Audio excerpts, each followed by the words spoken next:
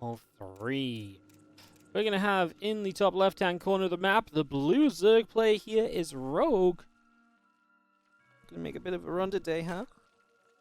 Not bad so far. As he is going to be taking on Stats in the bottom right-hand corner of the map. Our red Protoss player in game number 1 of this series. Golden Aura, fun, larger map as we get this going. We look to see what is going to happen. To see what the game plan is going to be across the board. I think Stats should absolutely be a favorite here because Stats has been playing well lately. I mean, Stats obviously really has just leveled up over the past, I want to say like 3 to 4 months or so.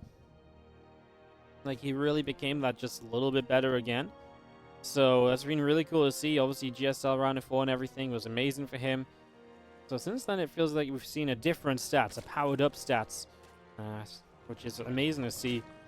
So would definitely pick him as a favorite over Rogue in the current state of things, especially because again we know Rogue has just been returned from the military more recently, and while he's been looking pretty good since his return, Stats has just looked that much better as of late.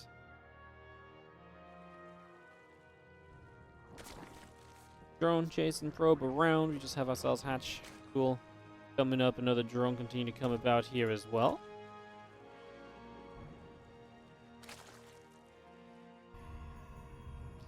Here it goes in at the front.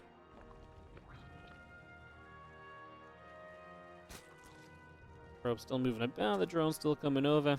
Cybercore and the Nexus continue to come in. We got ourselves a pylon and the assimilator coming up as well.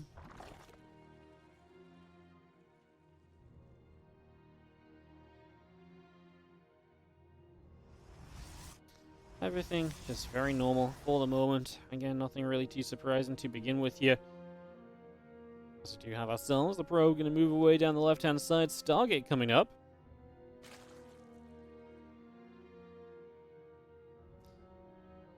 Gina Corona boost the first adept on the way out, of course. Just get ourselves those units up and about and be able to take control of the map. We'll see how aggressive we want to get across the other side, or if we're just going to sit tight back at home a little bit as well. Definitely some options there in terms of the approach. Link speed still coming through as well. Springing link speed, a couple lings on the way. Drones being brought out also here as our hatchery will start on the side of Rogue. So just getting that started up as well. And Deb continues to shade across to the top side. Is actually going to get in, but doesn't want to commit. There's lings nearby, and I think that's just a smart, responsible decision, not going overboard. There's no need to go overboard or anything, right? You're just with this one adept right now. You got some time to wait. Ling speed will be done in just a moment. Then Rogue will have a little bit more access around the map, and he will be able to more easily clean out the adept, for example, as well. So a couple of benefits from Rogue coming online next little while. So we're getting there. Progress being made.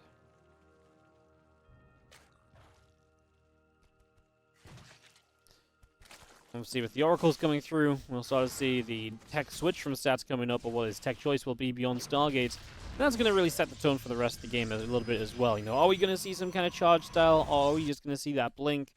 I feel like Stats has been much more about that blink and kind of taking control with some aggressive blink timings and just kind of blinking. You know, he's got very solid micro, right? So playing that kind of blink style is very consistent for Stats.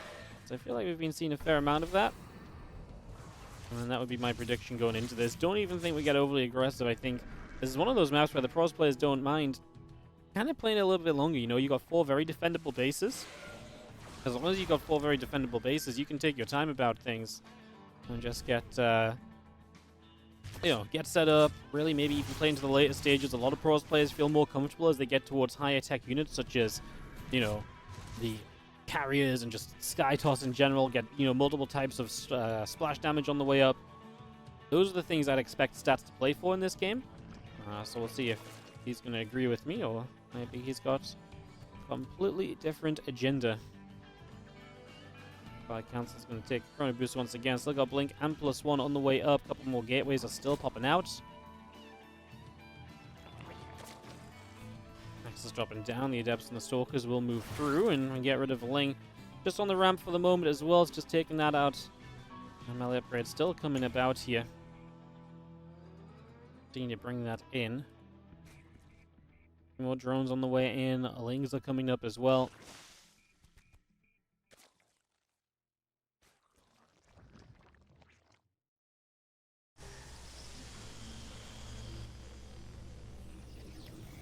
And that last still coming in for the moment. We continue to bring that through just for now.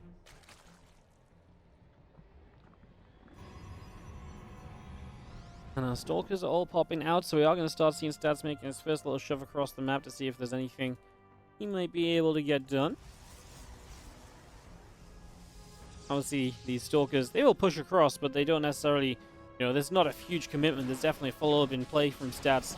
This is not just these Stalkers need to do super serious amounts of damage or this game is in trouble. Lings on the counterattack, by the way. We'll keep our eyes on those if they get through. They're going to make it to the third base. And there's a few Lings start coming over. And the Oracle's here to protect these Stalkers from the Lings, because the Lings are one of the bigger threats to the Stalkers. The Lings on the third base get turned around as well, so pretty well handled by Stats. And he is going to be looking comfortable for now, as he's actually on a worker lead as well, which is a great sign, because a worker lead when the Zerg is not being aggressive, I mean, it means the Zerg hasn't got any real way to make up for kind of being behind on workers.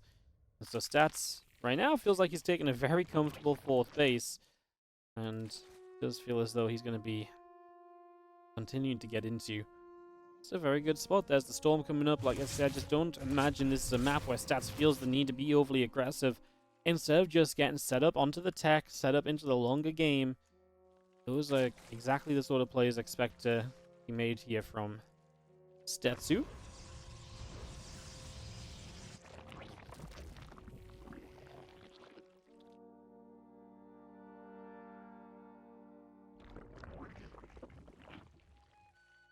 Gather up again. Storm +2 attack on the way through as well.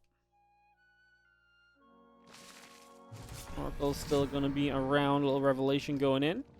We're just going to get tagged up a little bit. We just have ourselves the Nexus still coming through also.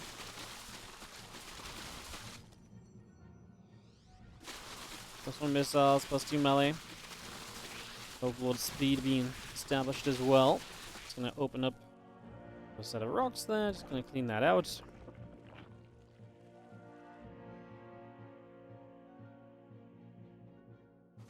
Making space where we can as we have ourselves an Overseer scouting through into the base. So it's going to come through for a couple of moments. Like Dan coming up. Overseer going to go sitting in the corner. Lings still moving around a little bit as well for now. Got ourselves the Fleet Beacon on the way as well. So Stats definitely looking to kind of extend this into a much longer, more macro-oriented game once more. That on the go as that Fleet Beacon comes through, the Immortal, and coming up, and a couple more Stargates. So as Rogue scouts in with the Overseer, he'll get full confirmation of where Stats is going. And as Rogue hits his Lurkers, we'll see how aggressive he gets versus how quickly he starts setting up like an anti-air army to kind of deal with the air army of the Protoss. Obviously, Spire will be necessary at some stage. The question is, how quickly do you go into it? Or are you going to just try and make this work? I guess you can make it work without a Spire if you can basically win the game off a Lurker Hydra attack. But the moment there starts to be more than 2 air units out from the Protoss, that's where the Hydras are probably just not going to suffice when it comes to anti-air. And that's when you definitely need to start thinking of a Spire, unless you're just going to keep sending it to try and win the game. At that point, if you're still sending it, you're 100% considered to be all in. So, we shall see.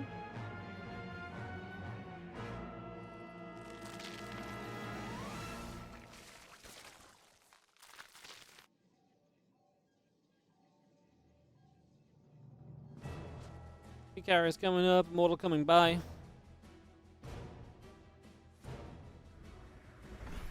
+3 attack is on the way out. Let's get ourselves the continuation here. Another Oracle stasis coming through as we set up over on that side. The Lurk is coming forwards. We do see the Roaches moving down. The Lings are going to get into this mineral line on the left-hand side as well. It's just going to get in over there. The Ling Bane continue to come about. Going to continue to crash through, get rid of a few more probes. It's a nice little run by in from Rogue, obviously attacking in multiple directions, trying to make this a difficult defense here for Stats. Trying to make his life as difficult as possible right now is the goal of this. As our Roaches and our Hydras will continue to just trade it up. A couple storms coming through. His stats tries to find as much of a defense as he possibly can as well.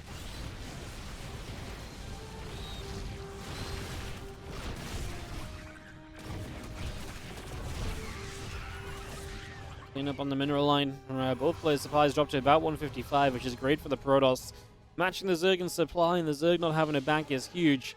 There's that Spire on the way up. Rogue knows it's necessary for the transition, but he won't be able to afford anything off of it yet, so it's not going to be immediately useful. One of those things that he's just going to have to sit on for a few moments at the very least before we really can see the effect of it. It's gonna, okay, he actually gets about 8 Corruptors on the way. Better than nothing, but far away from being done, because you're going to need as many Corruptors as possible just to smash through this army. Is pretty much where we're at, so it's kind of how things are looking.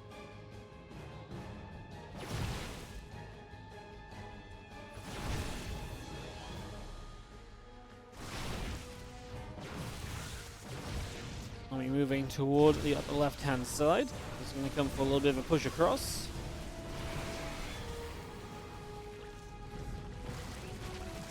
That tree does fall. Everything taking damage. I mean, this is why I wonder if there's enough up from Rogue, or if this timing of stats is maybe a little bit too good.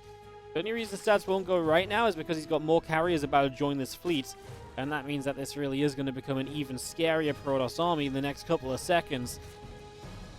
And that's really going to punish the Zerg if he doesn't have enough Corruptors to handle it. So that might be the biggest issue of all right here. Out of Rogue. This is now 6 carriers. 10 Corruptors only, 15 Hydras and 6 Queens going to be the anti-air. It's hard to imagine, especially with the support that these carriers have of quite a lot of Archons and so on. Hard to imagine there's going to be enough. First Storm on those Corruptors looks good. A lot of Storms on the Banes as well, although now we're apparently out, so the Banes will begin to crash through. Most of the Corruptors already dead, and I don't think we've lost a carrier yet. No, we're not going to lose a single carrier, are we? Absolutely crushing fight from Stats. GG says Rogue. As Stats absolutely delivers a Game 1 victory. Very well played by Stats, very well handled. Right-hand corner of the map. This is going to be Rogue. Top left is going to be the red Protoss. This is Stats. Game 1 was going in his favor. Get into Game 2 now. See what the plan is going to be. Get this all up and running. I kind of feel like it's Rogue that needs to make the mix-up happen, obviously. Stats really was able to control that game nicely, put himself in some good positions, and put himself just through very well indeed, so good job there. Okay, we're coming up. Get ourselves a probe on the way out, drone and a hatchery coming through. A few drones just mining away, nothing too outstanding about that just yet.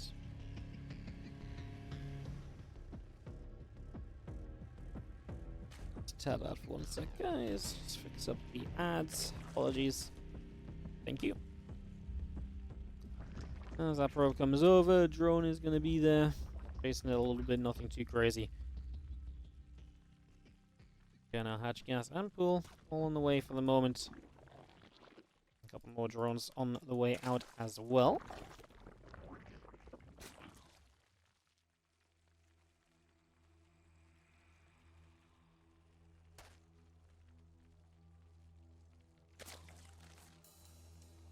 Drone still chasing probe. Taking some hits.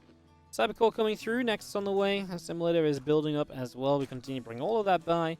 Still just got this drone chasing that probe for a little bit. So again, doing what we can in that regard. Putting some work in.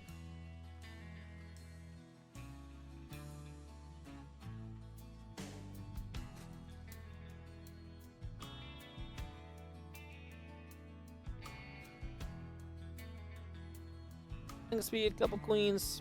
All that continue to come about. Is it going to be a Stargate? I mean, the Stargate should come as no surprise from Stats. It's just such a standard of the matchup. So, Stargate to start us off.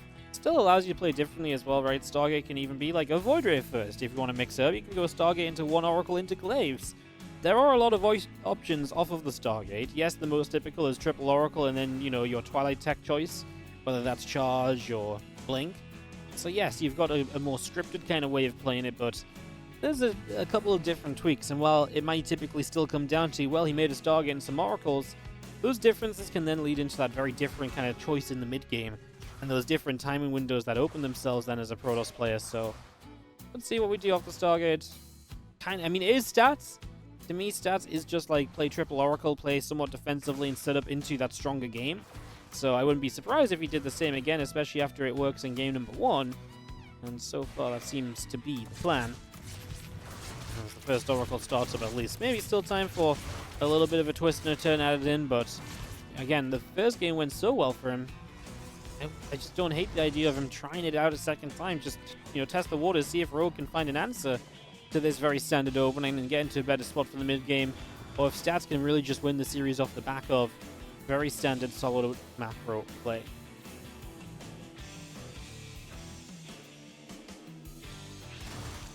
Lang is going to get a catch on a couple of Adepts in the front, so Adepts take some damage. He's still moving about. And 7 more drones on the way. Spore Crawl and the Queen being brought up as well. Queen's going to come across, chase that Oracle out. Keep that pushed back for the moment.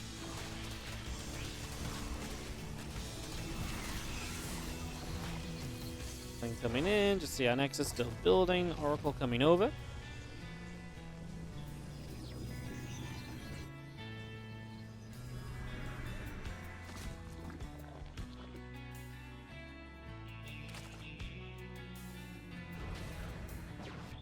Stalker pinging away at the Overlord there. Using Oracle for high ground vision again. Just a lot of the early game skirmishes that you expect.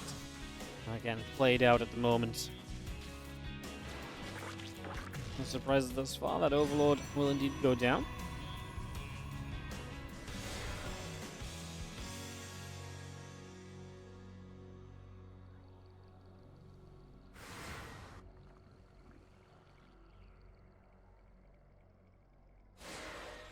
Devs continue to shade by. Just going to be heading through with these Oracles. Again, that combination can be scary. We kind of talked about that in one of the early matches today. It didn't work out with Trap versus... Sorry, Trap versus DRG. That didn't really work out in Trap's favor because he never really found the right position. He didn't really bring his Oracles in when maybe he could have done. His Devs actually do just shade. They get behind the mineral line, and it's actually a great choice of shading. Forces all the drones to pull away. The Lings can't get a good wraparound at all, so these Adepts are able to find some good value, and even getting one more drone before they exit away, so just good find from Stats. He'll do the correct thing there, which is just find himself an opportunity to get in and deal a little bit of damage, puts him in a good spot. And again, he should be absolutely very happy with that so far.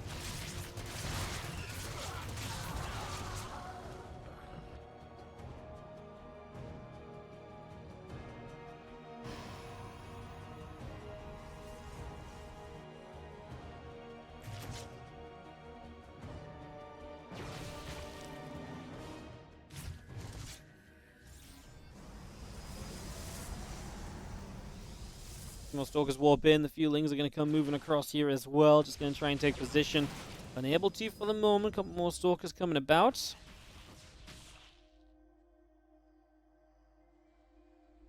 Just one attack. Blink both coming in.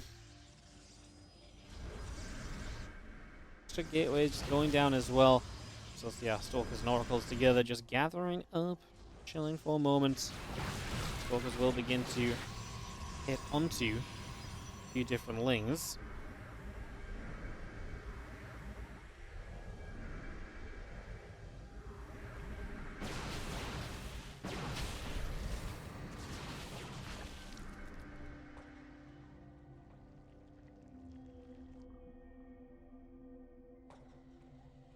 Stalker's still gathering. Oracle's going to come moving across, heading towards the upper left-hand side, so just pulling out of there. For the moment, our Overseer continues through. Again, +1 missiles and Musket augments on the way in. Hive building, Lurker Den building. And that all set up.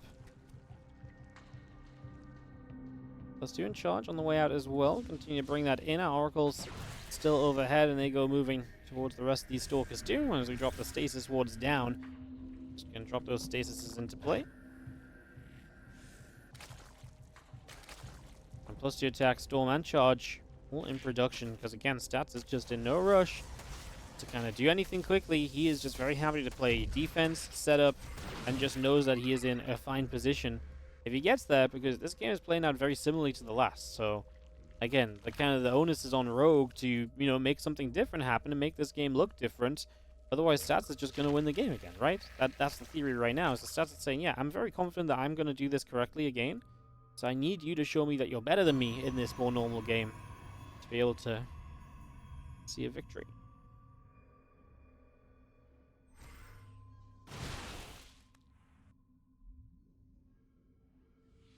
Our fourth coming up. We are seeing the first lurkers taking the stage. Obviously, it will be just a few moments before they get fully set, because they are going to need those upgrades to be super effective. So that size expands on the way. Adrenal glands coming up. Plus 2 missiles will start as well. We get all of that being brought through. Prism and a few more High Templar coming about. Plus 2 attack and charge being built as well.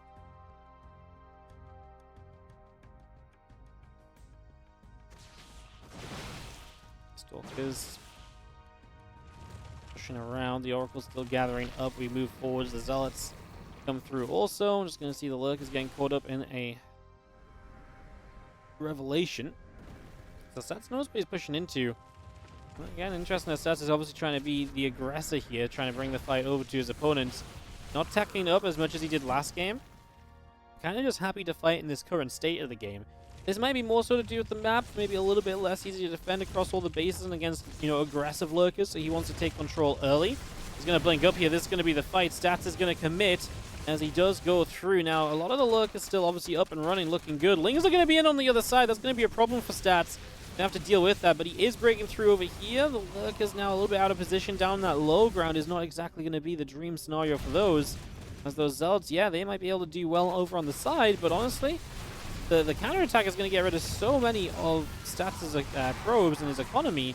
Stats is already down to just 40 workers. He's lost 30 plus during this attack, and his production in trouble as well. Stats does not have a way to survive through this. That's going to be GG's, and we are going to see Rogue taking a game number 2 to even out this series 1-1 in the best of 3. And Stats corner, a Blue Zerg player tying this series up, taking us to game 3. How about that? That's exciting, right? It is going to be the Blue Zerg in the bottom right corner, Rogue.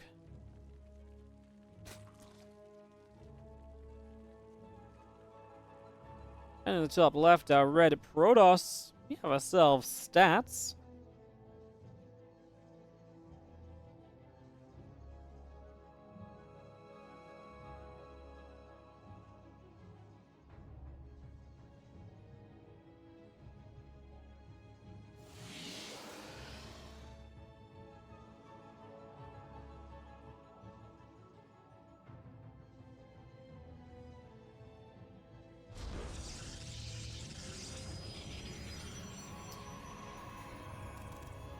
Alright, then game 3. Deciding map here, Stats and Rogue.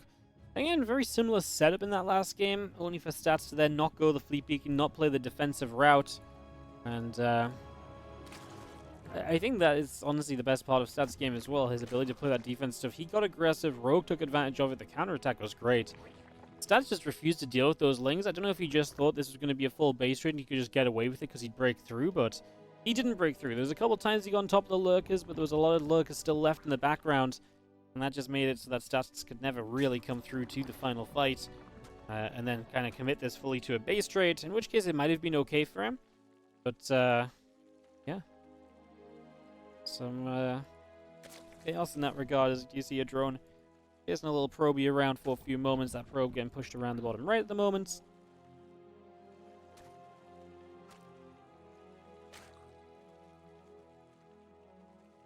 Nexus, Cybercore, continue to come about. We do have a hatch and a pool continue to come in as well. Queen going to start up also. And that Cybercore will be coming about. Nexus done in just a few moments. A couple Queens and a few Zerglings all building as well. Good morning, Tiger Roll. How you doing? Good to see you. How's everyone doing in the chat? Good to see you guys. Thanks for joining us for some ESL Open Cup Korea action here today. Obviously, Dallas this weekend, guys. ESL Pro Tour stop. The last one before Riyadh. Very exciting times as a couple of Lings do go chasing a probe away to the upper left-hand side. Just going to chase that out over there. The Stargate here currently halfway done. A couple more probes are on the way up. Adept is building. Warp Gate is building. Wing speed is still coming up to being about halfway through just for the moment, as our hatchery will continue to build.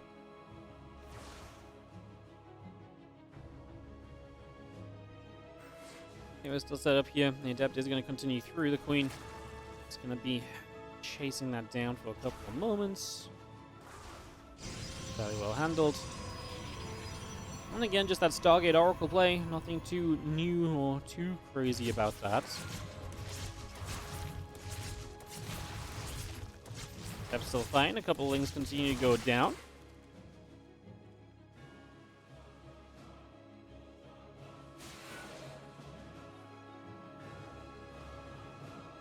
Let's continue to move across just a little bit as we continue to get set up.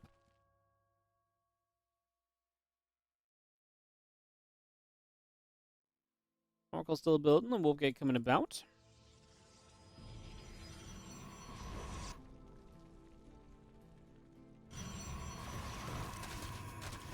I think it's going to get here. I'm actually going to jump straight onto those couple of Adepts, which take quite a bit of damage, so Adepts taking some shots early.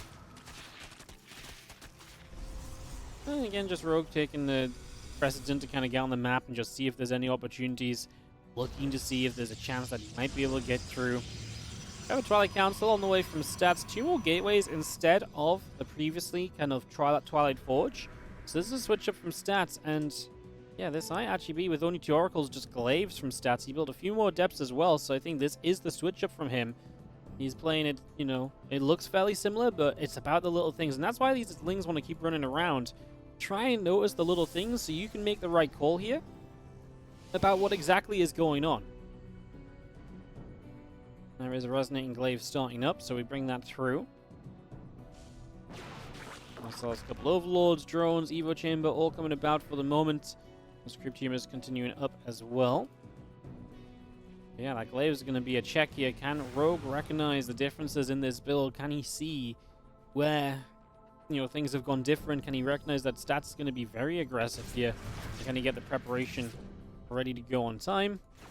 This is one of those games where it becomes very quickly, you know, very quickly become troubled because you just don't really see what's going on soon enough. There's a couple of extractors coming up from Rogue.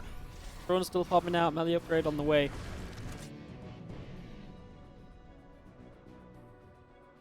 Depths will just gather here. Is going to go shading forward. Another Revelation. A couple of Queens going to get tagged up instead Revelation. That's not good. You don't want to be losing the Depths. We lose one of them and the other 2 commit through, but I don't love... We get 2 drones. I don't love that. I think just because it's going to be so much more powerful when you go into all of these Adepts with Glaives, more Adepts means more Glaive power, which means you're just better in general.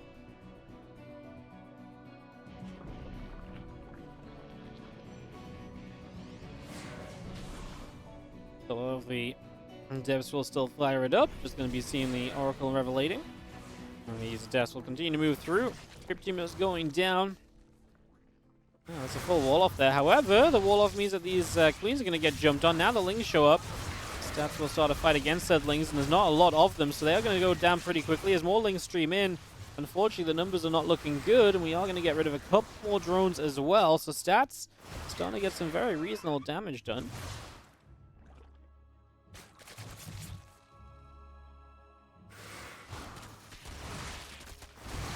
Wolof is still there, though. Stops the Adepts from getting any further, which means that they are just going to end up fighting against Lings. Still think that's been okay for Stats, but arguably maybe would have wanted more. Shades back to the 3rd. All those drones are being, you know, denied their mining time at the moment, so that's definitely a big plus as well.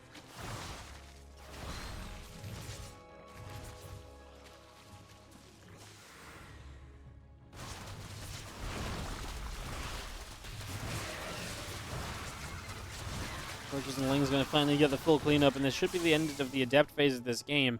Stats behind this: Sentries, an Immortal, a lot more gateways. I wonder if he's actually going to come across the map, or if he just feels like he needs those units defensively. Obviously, the Immortal I don't hate aggressively or offensively. It's just all of the Sentries. It'd be interesting to see if we really needed those to kind of be aggressive with here.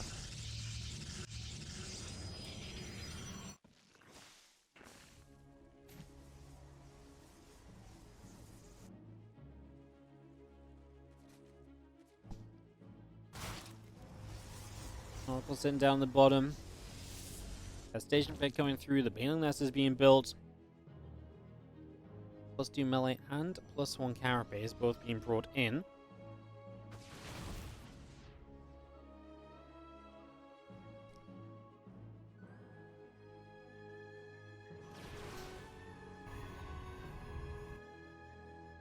Obviously, because of the defense from Rogue, we do get into this next stage of the game then. There's never quite a guarantee. As the Ling's trying to run up at the front. Seeing that Baneling speed coming about. +2 melee, Baneling speed on the way in. A couple of Overlords and Lings seeing to come about as well. And drop that Nexus into place.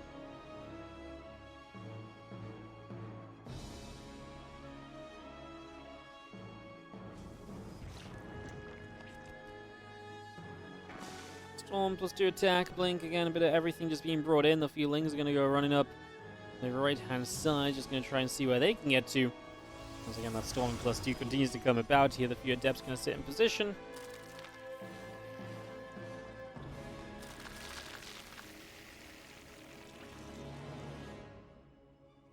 All these Banes morphing in as Rogue.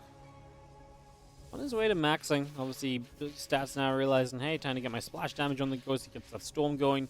He's going to do that Storm every single game. His follow-ups definitely are fairly scripted in terms of he just really knows what he wants to do and what he's going to be comfortable with. So, goes straight in towards those things. Makes a lot of sense.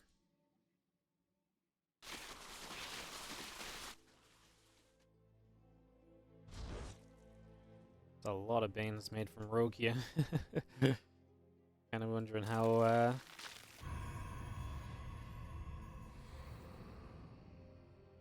good the Storms are going to be on those, because Storm is really going to dictate this game. If you storm all those Banelings, then brilliant, you're good, you're fine. If you miss the Storms, this could go very badly wrong. Good force fields, great force fields actually. Wow, we actually get so many Banelings off of those force fields. As we do have the high tempo, struggling to get forwards. Finally, we're going to start Storm. I was going to say, he killed so many Banes without Storm. I was like, please don't forget that you've got Storm, because, you know, it's actually still going to make your life a whole lot easier, which is obviously what happens in the end. The Roach is pulled back down the right side. +2 attack on the way up. Charge and +1 air weapons coming about also for the moment. Our Lings are going to gather up and go towards a set of rocks on that left-hand side. Just start to pick through that. As the Oracle pulls back down to the bottom side as well. Going to be teaming together with all the rest of it.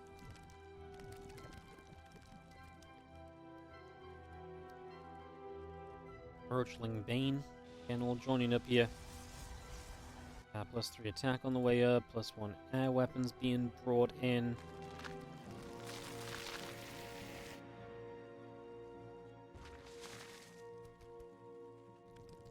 Army sets up in the center, gets ready to make a little bit of a move across to the other side. Roachbane Ravage just want to move across right now.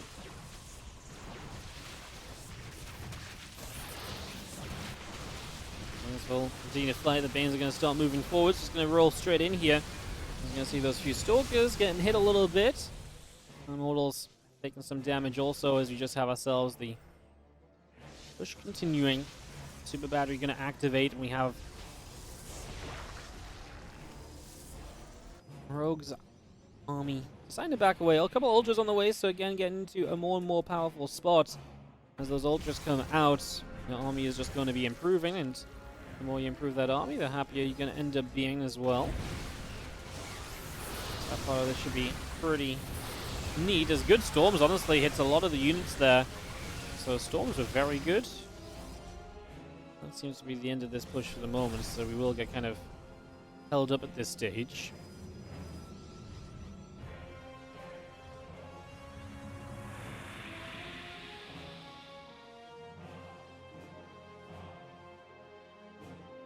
Spire on the way, Ultra coming up.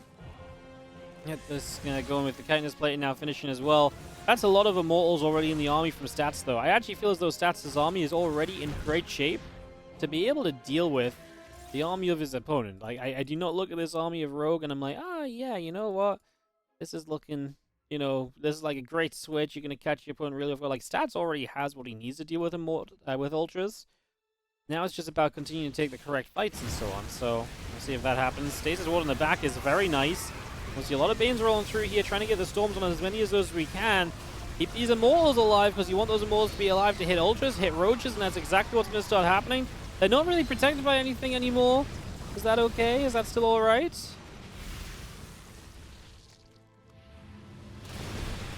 Few things come moving through. We just get our Immortals kind of surround a little bit again. You do not want to let those go down, because if more and more Ultras come about, you really want to make sure that you've got an answer to those Ultras, which is going to be in the form of those Immortals. The Archons need to protect, as actually Stats' army is getting quite kind of apart from one another here. So I feel like that might be a little bit of an issue. That said, he's also just got the momentum right now, pushing into the base of his opponent, and it doesn't look as though Stats is stopping anytime soon. Gizel's just giving a hug to this Ultra as well. A little bit more damage dealt there.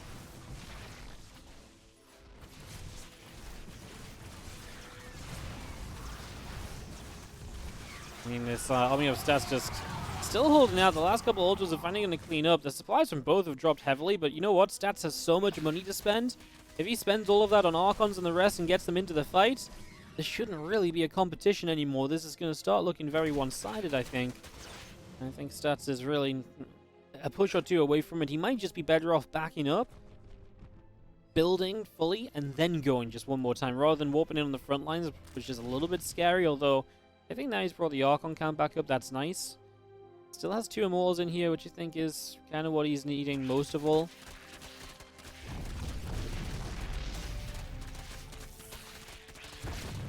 With those Immortals, you can obviously do a lot of other things. Again, especially against those Ultras. Rogue has a good base layout still. He actually has a lot of bases up that right-hand side, so he's pretty well set up in terms of bases and mining. At this point, he's got only 67 drones, though. It's not like he's got an amazing economy. That's one thing that Stats has been able to kind of take down and away from Rogue a little bit. So that's a benefit as a few Zealots go poking across the right side.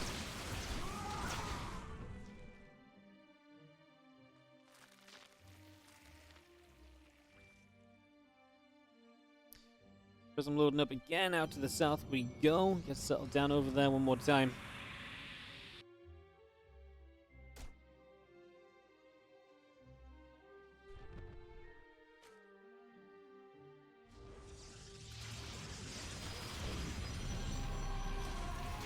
Ravager Ultra going to come moving across once more. It's just going to get up to the top side of the map. They're going to spread out a little bit. A couple corrosive balls coming in. Pylon, gateways, cannons, all in trouble here. Corrosive balls still coming down. Just going to see Azal is going to come charging through, jumping onto these Ravagers. The Immortals are going to try and push forwards with those Archons coming in tow.